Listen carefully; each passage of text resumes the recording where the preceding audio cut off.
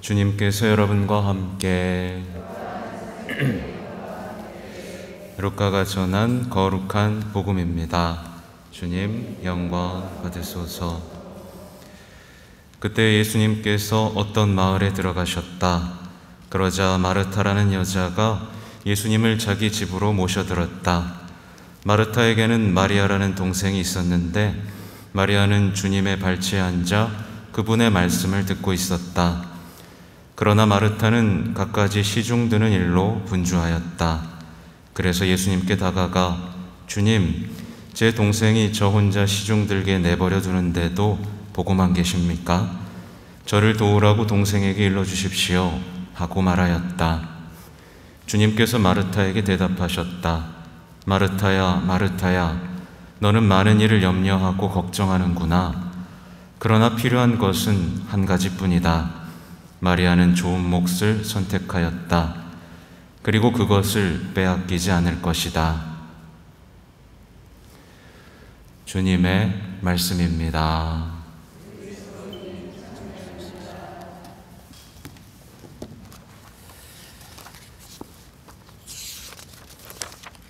자비로이 교회를 이끌어 주신 주님 기억하며 감사하게 하소서. 네, 원래는 오늘 기념일 독서로 하면 좀 달라지지만 하느님의 자비는 어디에나 드러나죠. 그래서 오늘 하느님의 자비에 기억하기 딱 좋은 또 독서 복음이 걸려들었습니다. 그러니까 니네베 사람들에게 회개하라 했더니 그냥 단식하고 기도했더니 어떻게 됐어요? 내리겠다고 말씀하신 그 재앙을 내리지 않으셨다. 이게 하느님의 자비입니다. 이게 자비에 의탁하는 사람, 공동체가 얻게 될 자비겠죠. 또 보면 마르타와 마리아가 있는데 좋은 몫은 뭘까요? 예수님께 의탁하는 겁니다. 그죠? 예수님께 자비를 청하고 자비의 사도가 되고 또 그분의 상처받은 이 심장을 위로해 드리는 것. 사실 이거보다 좋은 몫은 없죠. 근데 오늘날 사람들은 자비에 의탁하는 게 아니라 어디에 의탁하나요? 여러분들은 예수님 당신께 의탁합니다라고 이 기도 바치고 계세요? 예, 이 기도 바치지만 사실은 많은 신자분들하고 대화를 해보면 예수님께 의탁하는 건지 의탁하는 게 뭔지, 과연 하나님의 자비는 뭔지 이해하지 못하는 분들이 생각보다 많이 있습니다. 그래서 예수님께 의탁하기보다 그분의 자비에 부탁하기보다 요즘에 뭐에 의탁하냐면 영성 심리에 의탁하거나 신심활동에 의탁하거나 다른 엉뚱한 것들에 의탁하고 있어요. 실제로 교회에서 사제들도 하나님의 자비에 대해서 잘 얘기하지 않죠. 그 신자들도 자비에 의탁해야 되는 건가? 의탁하는 게 뭐지? 라는 의문 속에 살기도 합니다. 그러다 보니까 교회의 본질인 구원, 그렇죠? 이런 것들이 흐릿해지면서 신앙생활에서 열매 맺지 못하는 신앙인들이 많죠. 신앙의 핵심은 뭐예요? 그분의 자비에 의탁하면 우리는 그분의 자비를 입을 것이고 우리도 자비로운 사람이 되거든요. 근데 그죠? 그게 우리 열매잖아요. 자연스러운 열매. 근데 아무리 기도해도 자비의 열매가 맺혀지는 게 아니라 뭐예요? 분노가 사라지지 않는 분노만 남아있잖아요. 그죠? 뭔가 지금 잘못 의탁하고 있는 겁니다. 주님 당신께 의탁합니다 하는데 화가 계속 남아있어. 그죠? 지금 뭔가 이상한 거죠. 아무튼 오늘 저는 파우스티나 수녀님 기억하면서 나름대로의 그냥 작은 피정을 했습니다. 조배실에 가서 요 일기 성녀 파우스티나의 일기. 이게 제가 아마 신학교 2학년 때인가 1학년 때인가 처음 만났던 것 같아요. 신학교에 어떤 분이 기증을 해주셔가지고 신학생들한테 전부 줬습니다. 근데 그때 기억에 되게 안타까웠던 게 신학생들 중에 아무도 안 읽었어요. 헌책방에 그냥 이만큼 쌓여있는 걸 제가 보고 이렇게 좋은 거 왜 안 읽지? 그러면서 혼자 신나게 읽으면서 지냈던 기억이 납니다. 저는 묻고 싶어요. 하느님 자비하시죠? 네. 아니, 대답이 그래요. 하느님은 자비하십니다. 그죠? 그러면 하느님이 자비하시니까 지옥은 없습니까? 있죠. 하느님 자비하시니까 성당 적당히 다녀도 됩니까? 하느님 자비하시니까 고해성사 안 해도 되고 성체는 그냥 대충 모셔도 됩니까? 하느님 자비하시니까 뭐든지 그냥 다 용서받습니까? 잘 생각하셔야 돼요. 하느님 자비하시니까 다 괜찮습니까? 뭘 해도 괜찮습니까? 하느님이 자비하시니까 막 살다가 우도처럼 막판 역전해가지고 용서받고 천국 가는 게 행복입니까?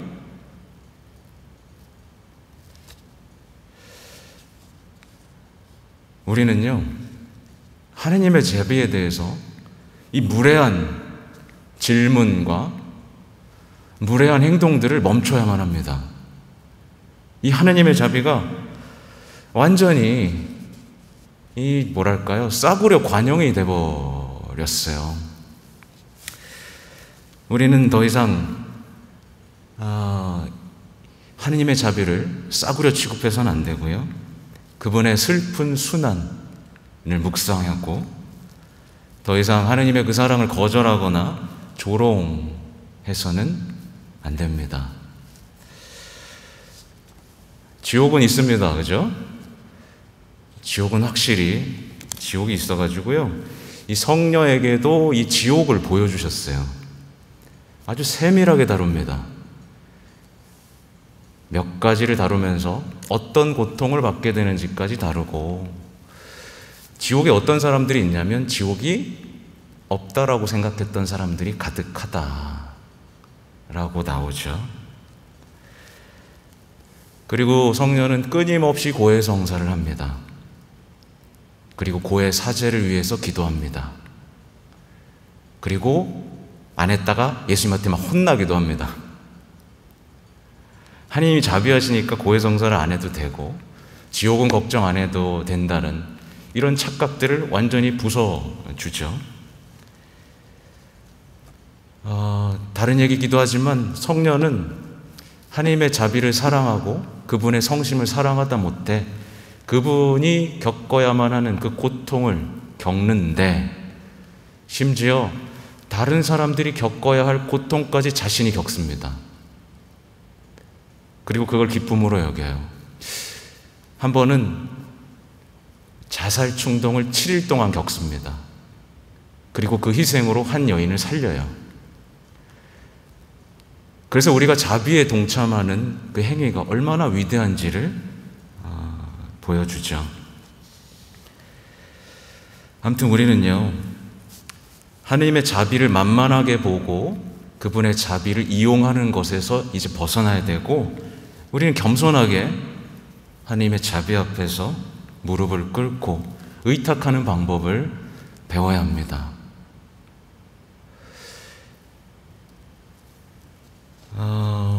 예수님께서 이렇게 성령에게 말씀하셨어요. 오, 불신하는 영혼이 나에게 얼마나 많은 상처를 주는지. 그런 영혼은 내가 거룩하고 정의롭다고 고백은 하지만 나의 자비를 믿지도 않고 나의 선함을 신뢰하지도 않는다. 악마들까지도 나의 정의에 영광을 돌리지만 나의 선함은 믿지 않는다.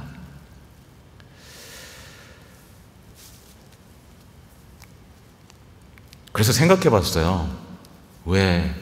하느님의 자비는 사실 어려운 게 아니거든요.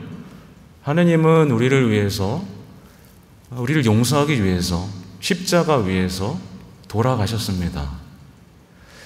근데 이게 오늘날에 왜 이렇게 어려워진 걸까? 왜 이렇게 어려워진 걸까요? 십자가를 봐도 무감각해지고 그분이 자비하시다는데 그냥 너무 시시하게 여기는데 그 원인은 뭘까? 원인은 뭘까 하면요, 제가 예전부터 묵상한 내용인데, 원인은 바로 하느님의 전능함을 착각하기 때문에 그렇습니다. 예수님은 하느님이니까 자비는 쉬워. 그냥 뭐 용서해주면 되는 거지. 뭘 그런 걸 가지고. 하느님은 전능하신데 우리 하나쯤 용서해주는 건 아무것도 아니야 라고 넘어가 버리기 때문이죠. 근데 하느님에게는 자비가 쉬운 일이었어요? 어려운 일이었어요? 어려운 일이었습니다. 그래서 피땀을 흘리면서 기도하고 자기 목숨을 내는 뒤에야 자비롭게 되실 수 있었어요. 자비의 대가는 죽음이었습니다. 그죠? 하느님은 하느님 나라에서 그냥 심판하시고 그래 용서해 줄게, 다시 한번 잘 살아봐, 이렇게 하신 게 아니에요. 용서해 주시기 위해서 인간이 되시고 그 모진 일을 겪으시고 십자가에 못 박혀 돌아가셨는데, 여기에 대해서 전혀 연민도 느끼지 못하고 감정도 느끼지 못하는 이 시대가 만들어낸, 뭐랄까요, 도대체 이해할 수가 없습니다. 왜 자비를 설명해야만 하고, 2016년에 자비의 해였죠, 그죠? 자비의 희년이었습니다. 그리고 교황님, 프란치스코 교황님은 2016년에 자비의 해를, 희년을 선포하셨고, 요한 바오로 2세 교황님은 2002년에 하나님의 자비에 대한 책을 쓰셨어요. 근데 여러분들 교회에서 자비에 대해서 들어본 적 있으세요? 그 1년 동안 없을걸요? 그래서 예수님이 나타나셔가지고 자비에 대해서 좀 알려라 라고 그렇게 얘기를 하는데, 교회는 자비에 대해서 입을 닫고 십자가에 대해서도 입을 닫고 위로, 힐링, 심리, 그런 타령만 지금 하고 있습니다. 예수님께서 또 말씀하세요. 보아라, 이런 것들이 내게는 죽음보다도 더 고통스러운 고문이다. 성녀는 예수님의 메시지를 들으면서 고위성직자들, 수도자들, 이 사랑을 배신한 것들에 대한 그 고통이 고문과 같다라고 수없이 고민하십니다. 그래서 성체, 성혈 대축일에 제가 한번 말씀드린 적이 있어요. 어떤 수도회였는데 예수님이 그 수도자 안에 들어가는 게 너무 고통스러우신 거였어요.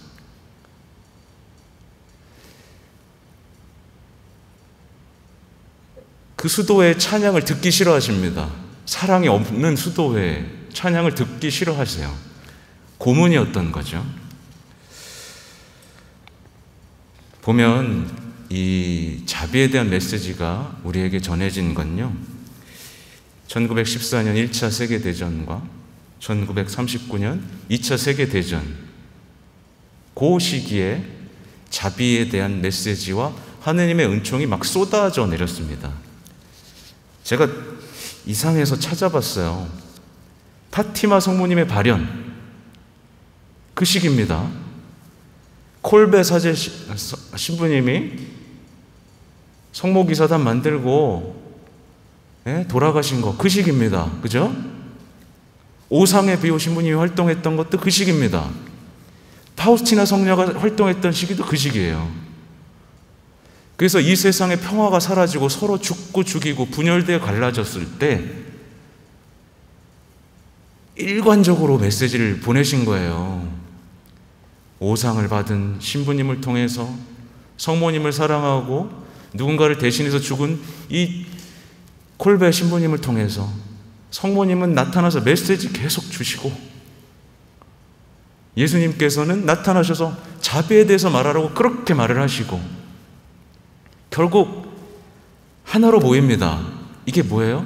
자비에 의탁하고 죄인들을 위해서 기도하고 희생하는 거. 신앙은 굉장히 간단합니다. 자비에 의탁하면요, 우리는요, 평화를 얻을 수 있어요. 네, 평화 얻을 수 있습니다. 분열, 갈라섬, 모든 것을 회복할 수 있다라고 주님이 약속하신 거거든요. 우리는 정말 비참합니다. 그죠? 우리는 예수님의 자비가 없으면 그냥 이 시대에 살면, 이 죄악의 시대에 살면 우리 그냥 지옥 가는 겁니다. 그죠?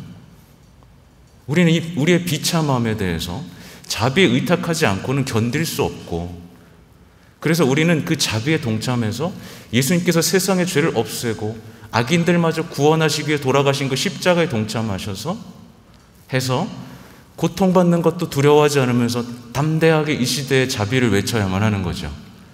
이게 신앙의 핵심이에요. 모든 신신단체가 그 방향으로 갑니다. 자비에 의탁하지 않은 영혼은 희망이 없고요. 그렇죠? 자비에 의탁하지 않은 영혼은 미래가 없습니다. 우리는 모두 자비를 초대해야 됩니다. 세상에 주님의 자비가 이렇게 좋으니 너도 자비에 의탁해야만 한다라고 자비에 초대해야 됩니다. 그리고 우린 자비로운 사람이 되도록 부르심을 받았죠. 내가 자비로우니 너희도 자비로운 사람이 되어라. 이게 곧 완전해지는 거죠. 이게 예수님 당신께 의탁합니다 라는 것에 담긴 의미들인 거예요. 아까도 말씀드린 대로 오늘날 많은 신앙인들이 자비로워져야 되는데 분노, 그렇죠? 십자가를 짊어져야 되는데 십자가와는 점점 멀어지죠. 말하자면 자비에 의탁해 본 적이 한 번도 없는 겁니다. 신앙의 핵심에 한 번도 다가서지 못한 거죠. 그러니까 자꾸 헛돌잖아요. 그죠? 성당에 나오지만 평화도 없고 죄의식도 못 느끼고 그분을 향한 사랑도 커가지 않는 겉도는 신앙생활이 지속되는 겁니다. 우리는 예수님께 의탁해야 되고 우리의 힘과 능력에 의탁하는 일을 포기하고 거기서 달아나야 합니다. 보면 성녀는 아까 말씀드린 대로 고해성사 꾸준히 하죠.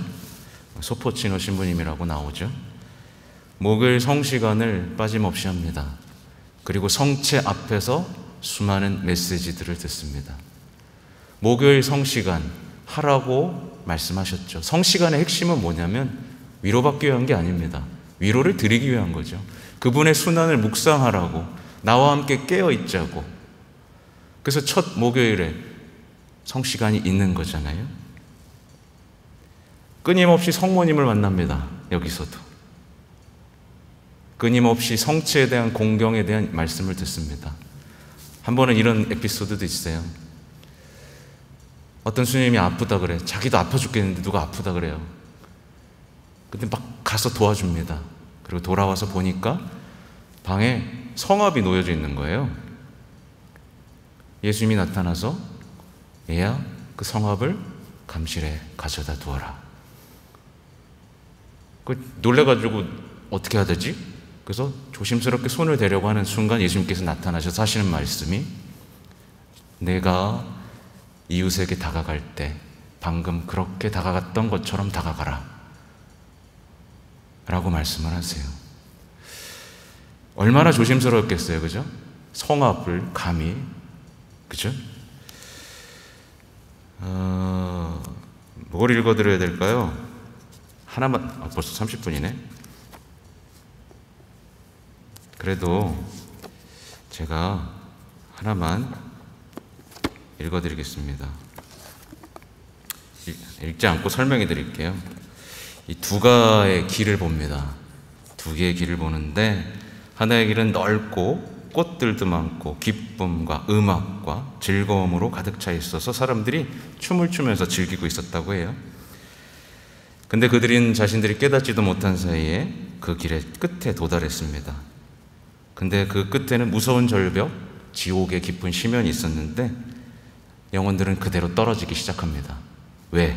눈이 멀었거든요. 그냥 떨어져서 그냥 세어볼 수도 없을 정도의 사람들이 떨어지고 있었습니다.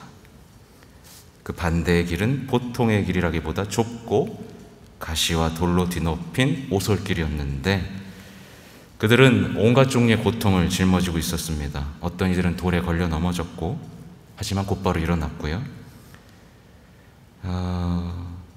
사람들은 눈물을 흘리고 있었습니다. 그런데 그 길의 끝에는 온갖 종류의 행복으로 가득 찬 아름다운 정원이 있었고 이 영혼들은 모두 그 안으로 들어갑니다. 그들은 즉시 자신들의 모든 고통을 잊어버립니다. 어느 길을 택하시겠어요? 두 번째 길이겠죠? 아무튼 보면 이 자비의 길이 알려지기까지는 굉장히 오래 걸렸습니다. 수많은 반대를 거치고 교황 요한 바오로 2세에 의해서 같은 폴란드 출신이죠. 겨우 됐는데 그 과정 중에 한 신부님이 너무나 많은 고통을 겪는 거에 대해서 성녀는 아니 당신 사업을 하는데 왜 이렇게 고통을 겪어야 합니까? 라고 묻죠. 근데 예수님께서 대답하세요. 난 성과를 보지 않는다. 나는 그가 얼마나 많은 고통을 받았는지를 보고 상급을 줄 것이다 라고 말씀을 하십니다. 그러니까 우리가 생각하는 신앙하고 완전히 좀 많이 다르죠. 우리가 생각하는 신앙은 뭔가 더 잘 되고 막 편안하고 막 이런 거지만 성녀가 체험하고 전하는 신앙은 우리가 생각하는 세계와 많이 다릅니다. 우리의 신앙이 얼마나 잘못 방향 지어져 있는지를 고스란히 드러냈죠. 이 책 얼마 안 합니다. 네, 많이 사셔서 본인도 보시고 주변에도 나눠주십시오. 그래서 자비를 전하고 하느님의 자비를 체험하는 하나님 행복하여라 자비로운 사람들, 그죠? 네, 자비는 행복의 조건이죠. 이 자비를 체험하시고 천국 문에 드는 그 고통에 동참하시는 그 용기, 담대함으로 나아가시기 바랍니다. 아멘.